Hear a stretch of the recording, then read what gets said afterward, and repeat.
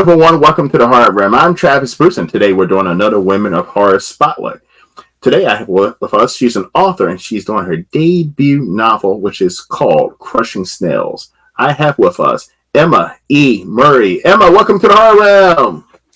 Thanks for having me. It's a pleasure. So tell us a little bit about Crushing Snails. By the way, I love that title. Thank you. So it is a kind of like coming of age of a serial killer. So it is very, very, very dark, like lots of trigger warnings. So definitely on the more extreme side, but it's not that fun splatterpunk kind of horror. It's definitely a dark psychological horror. It just has some extreme elements in it. Now, what gave you the inspiration to do this dark serial killer coming of age story? So I've always been really obsessed with serial killers and abnormal psychology. I have a degree in psychology, and I grew up with my dad was a therapist, and so I grew up reading like the DSM and like all these abnormal psych textbooks and stuff. And so I've always been fascinated by the case studies of serial killers, like how their childhood led them to become who they are, and like that whole nature versus nurture argument. And so after reading so many of those, I had always wanted to be a writer too. And I was like, I really want to try and write a novel instead of just a short story. And this was actually my first novel.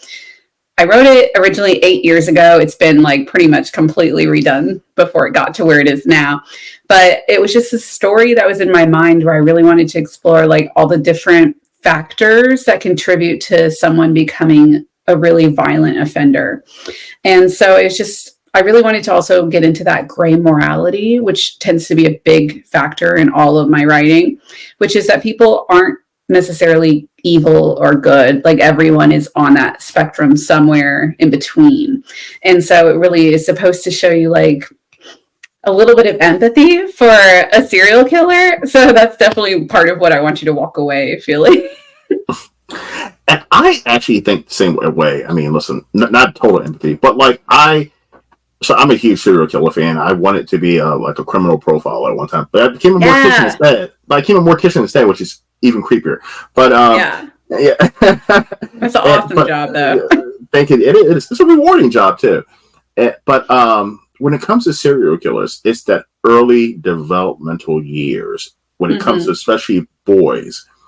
That is so crucial. Something traumatic, or seeing somebody, or not getting that love or that attention. You know, when or even getting molested or as a child, it can trigger a lot of that, and it's at the early stages. Yeah, I mean, I definitely think it's a whole like combination of factors that have to like be the perfect storm to create a serial killer, because like so many people go through horrible traumas and don't become violent people, and so many people have even things like personality disorders, like antisocial personality disorder, and they don't become a horrible, violent person. And so it's got to be like this perfect combination. And that's what Crushing Snails really explores. Although actually with a female serial killer. So, which is a rarity. Yeah. And so that makes it kind of unique. Like, yeah. In it, the main character, Winnie, she's 16. Her mom has passed away. Her mom was very mentally ill, and her dad is super abusive. She feels like she can't escape her life no matter what. She feels like she's being bullied at school. She's being bullied at home. And she's really looking for a way to have some little bit of control in her life. And so she kind of accidentally finds her way to becoming a killer. So. Wow. Now, I've always said I'm shocked that there's not more women serial killers. Maybe they are. Maybe they just don't get caught. Exactly. That's what I was going to say. Maybe you guys don't get caught because, like, women go through a lot of trauma and fucked up situations. And I feel like it would be easier for a woman to be a serial killer and not get caught. Well, I mean, a lot of the serial killer women who have been caught have been like, angels of death kind, where they're like, nurses and things, like in positions where people do die often. And so they don't necessarily stick out. So I do think that there maybe are more women serial killers than we know. Like they're just maybe sneakier about it. Now, why do you think women serial killers it's almost like a sympathy thing, like the nurses, the angels of death, like they see someone in pain and they want to put them out of misery. Compared to sometimes it just could be someone who's just sick. Yeah, But some of them yeah, really enjoy some. There have been several that have enjoyed the attention from bringing them back, and so like they'll have people almost die and then bring them back, but then a lot of them actually die because they're putting them so close to that edge of death that they can't mhm. always save them. And there was one that I wish I remembered her name off the top of my head, but she actually got sexual satisfaction out of killing people, and she was a nurse. And so that's really rare with female serial killers because that's a huge factor in male serial killers, but like usually not with women. So I thought that was super interesting. And I actually wonder how many more women serial killers there are that have that kind of thing that isn't found out because maybe it doesn't present the same way as men. Yeah, because I've always said it would be easy for any woman to just kill a whole bunch of men, especially, because men would follow a strange woman into the woods or anywhere, Oh you yeah. know, into a warehouse that's covered in plastic, or if he thinks he's going to get some nookie. You know what I mean? Like, it would be so easy. Especially if they do it with like a gun or something where they can like be the one in control. They don't have to be physically overpowering someone because I Hmm. think that would be the big thing that would hold them back against a lot of men. Although some women could take down most men. So Yeah.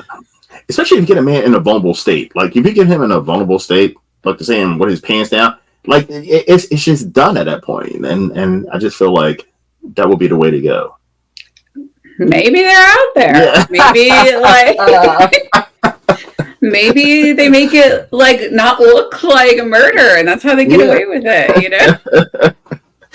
Now, so by this being your debut novel, what are some? I mean, listen, there's a lot of women and just authors in period who are thinking about doing their first debut novel.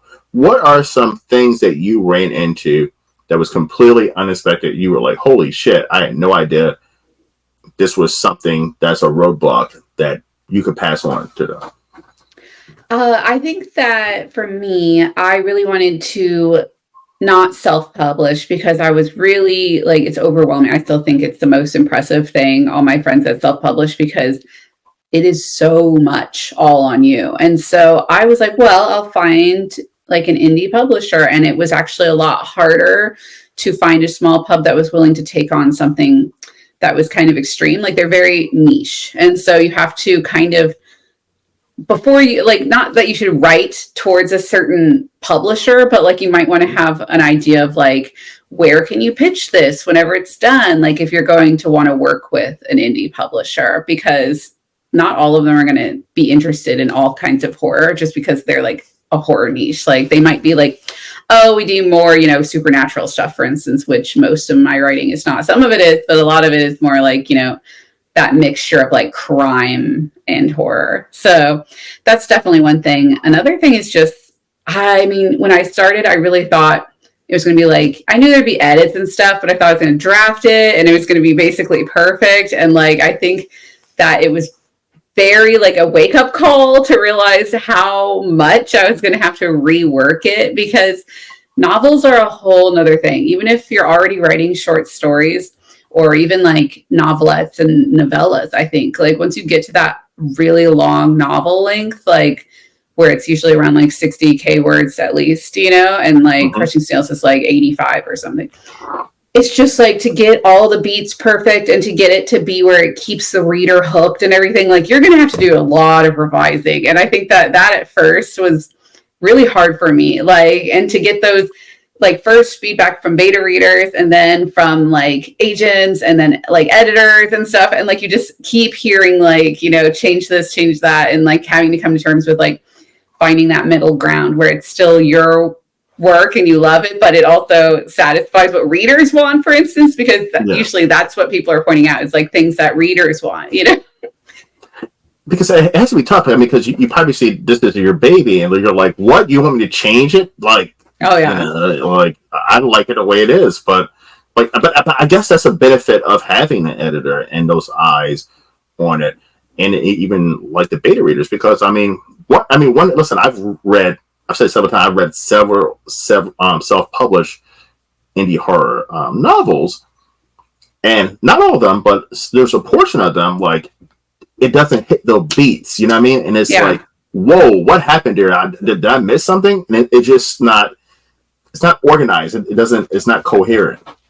Yeah, I think that that's unfortunately why sometimes self-publishing gets a bad rep, is that like you don't necessarily know, if you don't know the author going in, like whether it's going to be one that has that experience and has worked through this and like, made their novel perfect, or if it's someone who maybe had that confidence and published a first draft without really realizing, and I think a lot of writers look back probably if they did that kind of thing and they're like, oh no, I've even known people that have like unpublished things that they had out there because they realized like they weren't up to, what they wanted their standards to be. And I think that that's fair, but I mean, it's really hard because when you first finish that novel draft, even after the first couple of times that you read through and revise and stuff, it feels, like so precious. But I mean, honestly, if I hadn't made some of these changes, I don't think it would be as good of a book as it is. So I am very thankful for everyone. And like, learning to hear that feedback and not take it too personally. Like that's like, it's like trying to, like some people are just like, you can also stand your ground because some people are going to have a different perspective on things. And if you want the book to be a certain way, then you should stand up for that. But you also need to be open to listening to why people are giving you this criticism and really sitting with it and thinking about, is this what's best for the novel?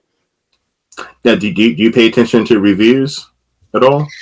I think they're fun to read. It doesn't hurt my feelings whenever people give me bad reviews. Like, I actually think it's really interesting to see why people didn't like something. And with Crushing Snails, I haven't gotten any 1 stars yet, but I expect to eventually because someone is going to pick it up that is not ready for some of the dark stuff in this. Like, I would say it would hurt my feelings a little more if it was about the actual like prose versus like the content. Cause I'm like, I get that. Not everybody is ready for this serial killer story. But if they thought it was really poorly written, I would be a little like, but I also think it's like readers. I do think reviews are not for writers; they're for other readers. And so I also don't get offended if people leave a review that I don't agree with, because there are some readers who might seek out reviews before they pick up a book, and I think that's fair for them to read something like, especially as long as it's not spoilers, because sometimes I don't really think that a lot of reviews need spoilers. I feel like usually that all that does is like cause some readers to get something ruined for them,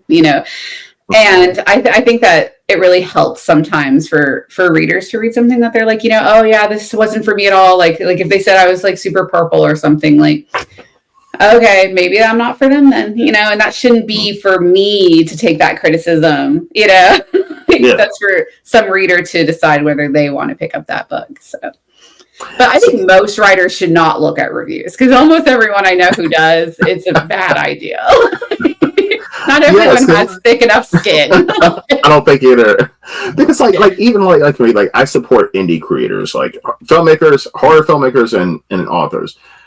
And like when I first started this channel, I was doing reviews, right? And then I had a filmmaker reach out to me and was like, "Oh my goodness, you just tore my movie apart. Can I come over for an interview?" And I just started doing interviews, and I stopped doing the reviews. But people kept saying, "Do more reviews, do more reviews," and I'm like, it's awful because I do not like bashing indie creators. So, you guys have it hard enough, but at the same time, I cannot give a fake review. I have to give an honest review because I think that's important. It fucks with my credibility. Yeah, and you don't want to use kid gloves on people just because they're indie creators. I get what you're saying, and it is harder when you're in the indie sphere, but at the same time, I think reviews should be honest. Someone could tear apart my work and I would honestly not want to see or read that review, but that doesn't mean it shouldn't be out there, because that is a valid opinion. Like, who am I to tell someone that they can't tear apart my book? If they find fault with it, then that is fair, I might be, but it would be awkward to go have an interview with somebody who tore apart your movie or your book, though. Well, that's why I did an interview. But that's why I did an interview first, and then I did a review afterwards. So I don't have to look at the person face to face afterwards. Because I just did one recently, and I I enjoyed the filmmaker. Like he was so pleasant. So I was so excited to see his movie, and I saw the movie. I was like, Oh, this is that's not the a bad. worst. Yeah, I was like, but this is not a bad movie. It's just not for me at all. Like this is not for. And I even said this is That's not a another bad thing. movie, but it just wasn't for me. So if it's not for me, I have to give it a lower rating because it's not for me. It's not something I would rewatch again. It's something I enjoyed. But like, yeah, I was asked to do book reviews. I might start doing those soon. I hope not. But yeah, but I mean, it's tough. But at the same time, it's not necessary for, like you said, the creator. It's for the audience. It's for people Exactly. who want to, watch your movie or, or read a book. You want to give other individuals great input, honest input. And I think that everyone's opinions on those things should be heard, because sometimes I'll watch a movie or read a book that has glowing reviews everywhere and I don't agree with them. Like I'm like, Yeah. I didn't really like it. And so sometimes I want to feel like, okay, I'm not alone in this, because it makes me feel like I'm going crazy, like, or the opposite. Like there's definitely been things that I loved and it felt like everyone hated it. And I'm like, okay, well, I liked it, and so like then I'm like actually more likely to write a review, because I'm like, well, some people might like this, like, and yeah, it's like it's not necessarily everyone's opinion. Just because you say a review doesn't mean that you're saying that movie or that book is bad. It means that you didn't like it, or you did like it. Yeah. And now, yeah, because I mean, listen, I could not be an author or like a creator. I mean, I have a YouTube channel. I mean, I get Yeah, nasty that's a comments every creator. once in a while. Yeah, I get nasty comments, but like, and I do look at them and I take them personal. But like, So you but I don't could not. follow like your own. Yeah, I do take them personal. I'm like this. But listen, but the ones I take personal are the ones like, oh, you suck. Like it's those ones. It's not the ones where like, hey, and maybe you should get a better microphone or something. I can barely hear you during that interview. I like those ones because they're Oh yeah, that's constructive valid criticism. feedback. Yeah. Yes, Yeah, I I don't. agree. Like I think it's actually worse to get like a 1 star with no explanation than for Yeah, just someone say to you like suck. write it out. Yeah. Or yeah, they Yeah, say you suck, or yeah, like I hated this or something. It's like, why? Then, like I why? mean, then because that also doesn't even help readers or watchers of like for films, like if you just say this sucked, like how do I know Why? whether I'm gonna dislike it? But if you're like, this was too violent for me, I might be like, oh well, that doesn't bother me. Or Mm-hmm. but if you're like, oh, this is a real slow burn or something, maybe I'm not in the mood for a slow burn right that day. Actually, there have been things where I'm like, if I was in a different mood, I'd probably love this. And so sometimes I like Mm-hmm. to read reviews for things like that, because it's like, especially with books, sometimes I'm like, oh, I didn't know it was going to go this way. If I had had a little bit more of an idea, like this is not like I'm not in the right headspace for this. Yeah. And so I think, yeah, reviews should be a little bit more detailed than that. If you're going to especially leave a bad review, I even think good reviews that are just like, I loved it, are kind of useless too, because it's like, Yeah. why? Why do you like it? Exactly. Exactly. I But those mean, are at least nice to read, though. they Even if are. they don't say why. But like, if you're going to leave a bad review, at least explain. But that's the same thing. Like even I mean, Amazon. If I buy something off of Amazon, or even go to a restaurant, I always look at the reviews, and I agree that I hate when somebody just says, "This was awesome." Yeah. What was awesome about this Yeah. restaurant? Well, what was awesome about this power drill or something like? Be more descriptive. Like, don't leave her. But I always feel like those are someone's friend or somebody. Right? Yeah. You're like, is That this post those. real? Yeah. Yeah, I feel like Or like, are they those are. just saying that? And did, like, for instance, with books, sometimes I'm like, did they even read this book? Because they'll just say like, was great or something, and I'm like, I don't know, why would you write that if you read it and you loved it? Like, that's all you have to say. you know? I read one book review from an indie author because I read it and it was just completely incoherent, and I went on. I'm curious to see what other people thought about it, and somebody put down. Well, one person said the same exact thing and said this is completely the typos or it was like Oh, a whole page of a run. It was literally a one run-on sentence, a whole page, and and it but wasn't stylistic to do that. no, Because I'm like, sometimes no. people do stuff like that if it's experimental. But then I saw one where it was like a 5 star, and this person was like, "Oh, this complete author is an absolute genius. They're the greatest writer ever. oh, and they're so handsome, and like it just went on and on and on. I was like, was that the author or his wife or somebody? Oh yeah, that sounds who made like that? yeah, like a wife or something. Yeah. Yeah. Like especially if they're getting a bunch of bad reviews, I could see somebody who loves that person being like, I'm gonna go and write a nice review. Yes, he kind of did. Now, Yeah. I don't yeah. like people I know to leave reviews, to be honest. I'd rather have people, yeah, who are just readers. Like I love it whenever people who have like a big following on Goodreads leave a review, even if it's not a 5-star, because Mhm. it's someone who actually people trust to leave a review. You know, yeah. I'm like, Yeah. I would never be like to my sisters or someone like be like, yeah, leave me a 5-star review, because honestly, yeah, what are they gonna say? You know? Yeah. Like, they're not going to probably write the kind of review that any reader cares about, even if they were like, it was great. Like, She's the greatest author ever. yeah, I know. It's like, yeah, nobody believes that when they read that, you know, No. unless they're like some kind of crazy Stephen King fan or something like that. If I read Yes. that kind of review, then I might be like, okay, this is like a mega stan, you know? Even then, I'm like, Stephen King, but he's not the greatest author ever. Yeah. People need to calm down.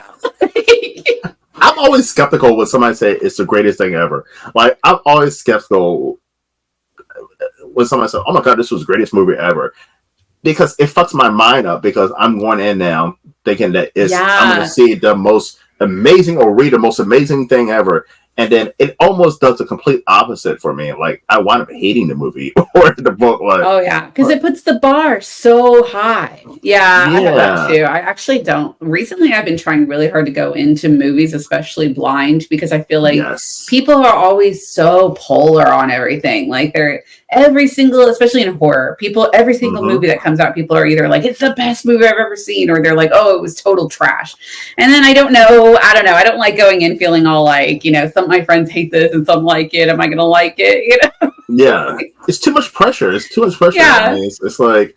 Yeah, I don't even look at reviews or anything. If it's like a horror movie, especially that I want to go see, I go into blind. I don't know nothing about it. Just go in blind, and I think that's the best way to do, especially with horror, because critics. I feel like most movie critics are not horror fans, so like they are Yeah. going to give horror movies for the most part bad reviews anyway because they're not horror fans. And so Yeah, they always do, and they always like ones that are terrible, in my opinion. That are why like, is that? Why is yeah, that? and I don't, because they're not horror fans. Like, yeah, there's nothing worse than seeing like the critics loved a movie and you're all excited, and then you go and you're like, this is Oh, really bad. Like, like what uh, were you guys watching? I think it was 2021, and they ranked like Rotten Tomatoes ranked the Candyman reboot like the best horror movie of the year, and like or it gave it like a high ass rating. I was like, oh my goodness, because I'm such a Candyman fan. I was like, and I went to see it in the theaters, and I was like, and who? I was like, and who thought this was a great horror movie? Like this, there's hardly no blood. It's not scary. Like I don't know if you've seen it. It's Yeah, garbage. It's complete garbage. And I mean, they didn't need to remake it, you know. Like, I love Candyman. Like, you yeah, know, I don't know. I'm just, yeah. yeah, it wasn't Mine was a The movie. Black Phone, honestly. I thought that, I'm sorry if you like that movie, but I thought that movie was trash. Like, I and like that everyone, movie. I thought it was so bad. I thought it was so bad. And everybody was like raving about it. And I think it was probably that my bar was too high, like you said, because I think Yeah, I went in thinking this is going to be like my new favorite movie. And then yeah, it just didn't, you know, it probably would have been a fine movie to me if I hadn't come in thinking like, oh my God, everyone loves this movie. I'm going to love it. And then I watched it and I was like, I don't like this movie at all.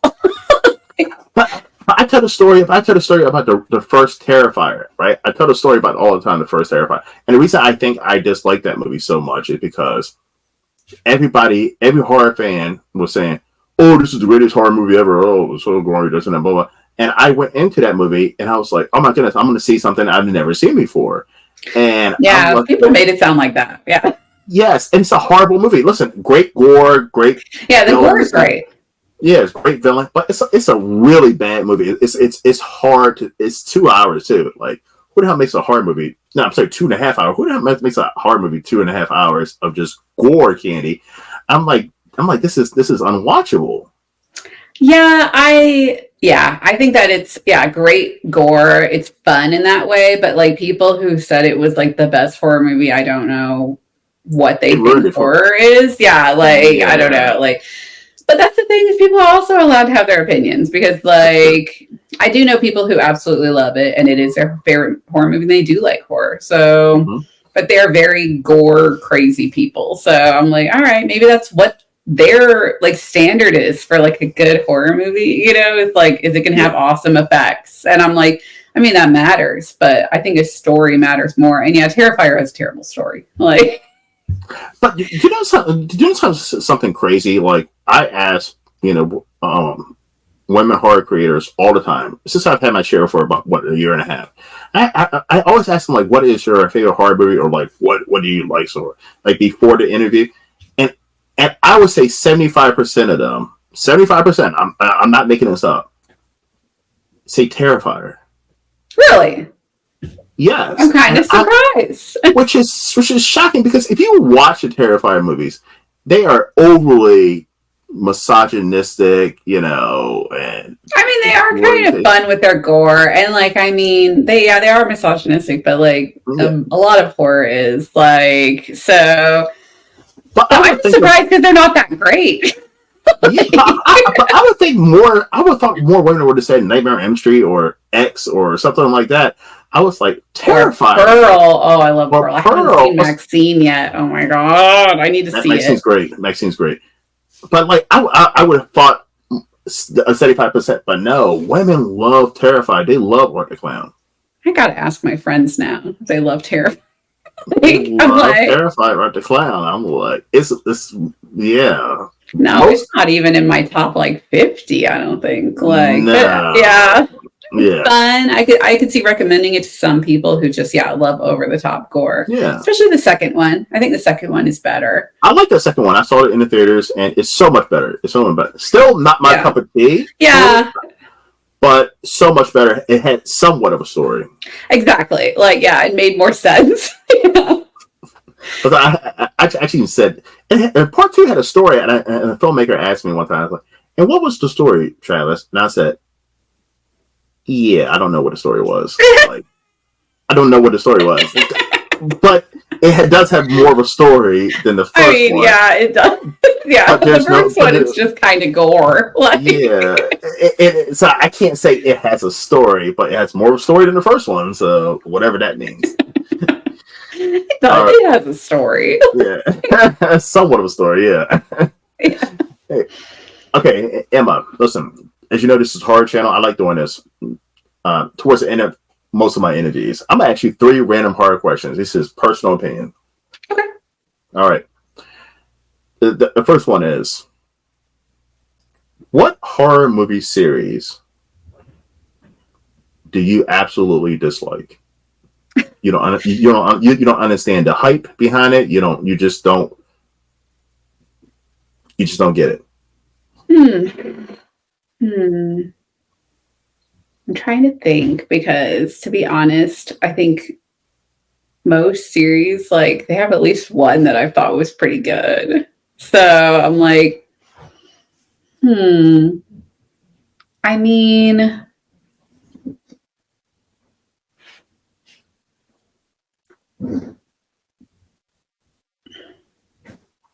okay, well, this is like barely a horror movie, but like I Know What You Did Last Summer, and then they had that I Know What You Did Last Summer. Those Oh, are just those are like baby's first horror movie, in my opinion. Like they're that's so bad.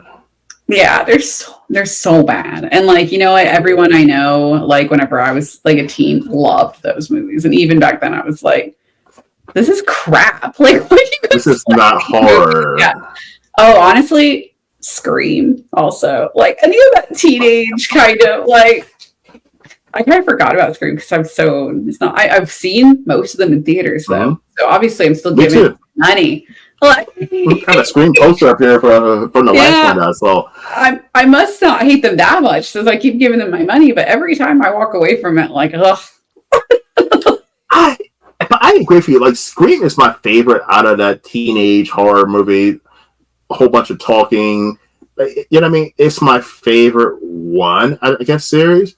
But I totally agree with you. Like those elements, because after Scream success, they were pumping those kind of movies out, like right one after Urban Legends way and too this many. that it was just way too many, and like those movies were bad. Like they were on. I guess if you were a teenager, which I was at the time, I still didn't like those fucking movies. So like I don't know. I just felt like that was a dark period in horror for a while. Yeah, it was like that was all that horror was for a while, was like teenage slashers. And it kind of ruined horror during that time, I think, because people forgot it could be anything else. Like, but even Scream, I have to give them that there are some good scares in those movies. And in the very first one, it is like, it's so cliche now, but it was so fresh feeling at the time, you know? So I like Scream. I saw it Scream.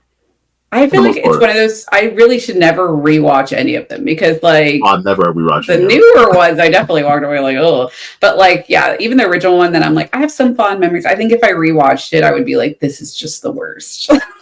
I've never seen any of those movies. I've never rewatched any of those movies. The ones that I like, I have just a fond memory of them in my head, and I just keep it there because, like you said, I'm terrified. Because also too, the mystery's gone. Like the mystery's gone. Yeah, the exactly. Are all about who is the killer, which 80% of them you already know who the fucking killer is. And yeah, that's the other problem with them. Yeah, it's like, okay, I wonder who it is. It's definitely the killer. And you're just hoping, and you're just hoping, like, especially the last one. The whole time I was like, okay, this is obvious who the killer is. So it can't. This person can't be the fucking killer. Yeah, this is way too obvious. This is way too obvious. Oh shit! It's the fucking. This is the person. Yeah, that one was really, really disappointing because it was so obvious. Yeah. Oof. Yeah, that makes me kind of sad when I think about it because Scream had such potential, you know, but they just kind of jump the shark immediately, you know? Yeah. Next one is, what was the first horror movie that you saw that really got you into horror and really scared the shit out of you? So it's not really a horror movie, but I saw Terminator when I was only like 6 or 7 years old. Well, that movie scared the shit out of me and got me into it. Like, so I still think of that because I'm like, I mean, I didn't like having nightmares, but even as a kid, I was like, that's kind of fun to be so scared. I don't know why the hell my dad let me watch that movie when I was like a tiny kid, like, and he rented it. So it wasn't, I don't know, but he was like, you can watch it, you know, and then like, especially at the end, like when he's chasing her around and he looks, you know, all freaky, like, and I think it gave me that bug that people that love horror, like they're like chasing that first, like, oh my God, that was so fucking scary, you know? Yes. But I mean, I saw a lot of fun horror movies as like an early teen, like, you know, and I think that it's hard to think of which one really got me into like that actual genre. Cause like some people would say Terminator is more of like a sci-fi and like a lot of it's not scary, but the parts that are scary are really scary. I still think horror. It's a horror. The first one is. Yeah. This was the first one. Yeah. Mm-hmm. I remember also renting Alien whenever I was like 13, and that is still one of my very favorite movies. And I haven't seen Romulus yet, and I'm supposed to go this weekend actually. And I love that. You know, that series has some duds, but I still like them because I think the concept of Alien is so scary. Like, yeah, I mean, it's. If you look at Aliens series and you look at Scream, unfortunately, but they are the most consistent horror series, which means there's no horrible movies in those series. There are some ones that you're like, but there's no real horrible, like for instance, Texas Chainsaw Massacre. There's a whole bunch of horrible ones in there. Even Friday the 13th, there's tons of horrible. There's more horrible ones in there than actual good ones. That's sadly true. You're right but the good ones of those are so good, you know. They're so good.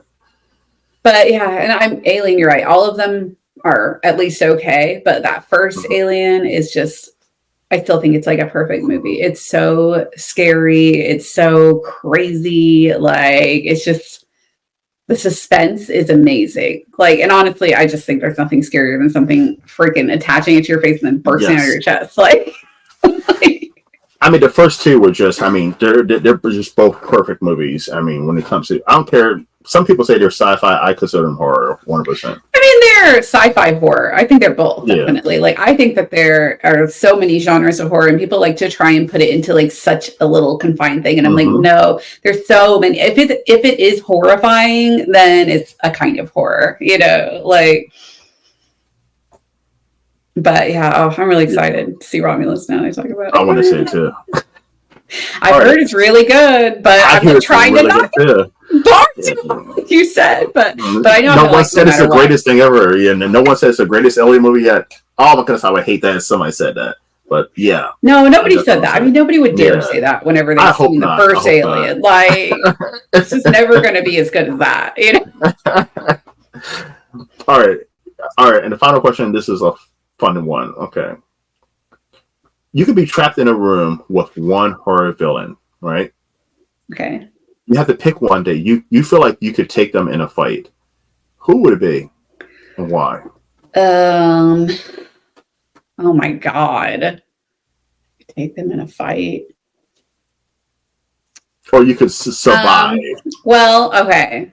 What are they allowed to have all their normal crazy stuff, or is it just like Yes, them? Because like yes, they can have all the because like the normal guy stuff. from Saw, like he's just like an old guy dying of cancer.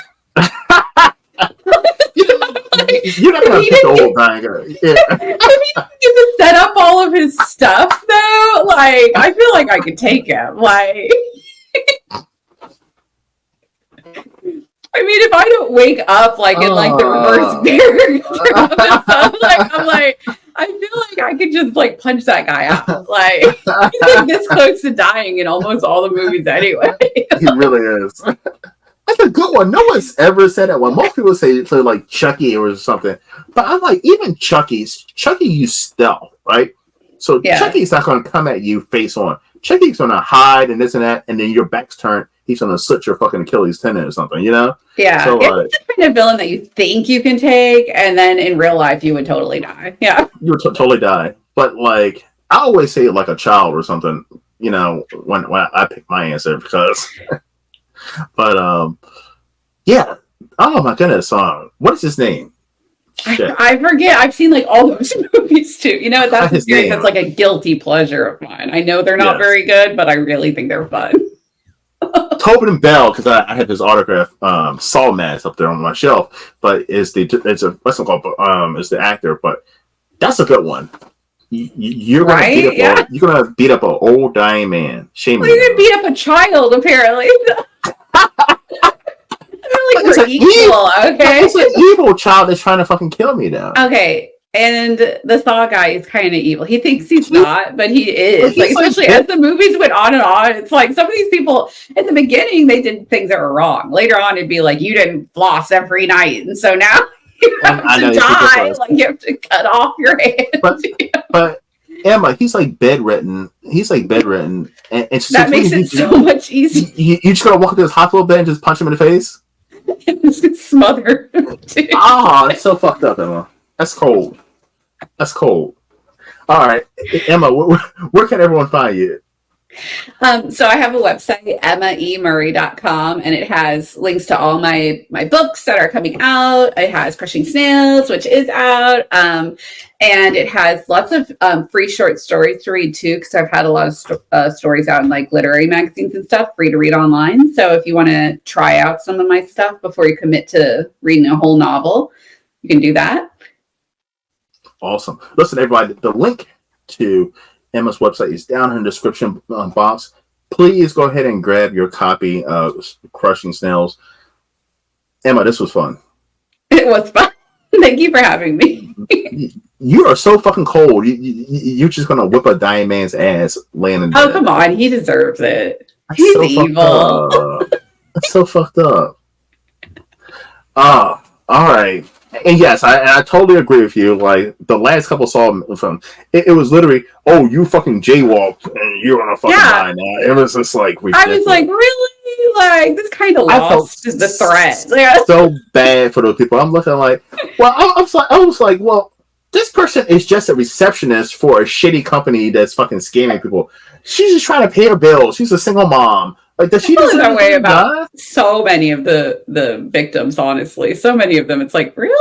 Like, I mean, a lot of the things they did suck, but are they really like worth? Like, he is a serial killer. Like, it's like, Yes. this isn't equal. Like, No. Like, getting somebody your head ripped off just because they sold somebody some fake fucking pills.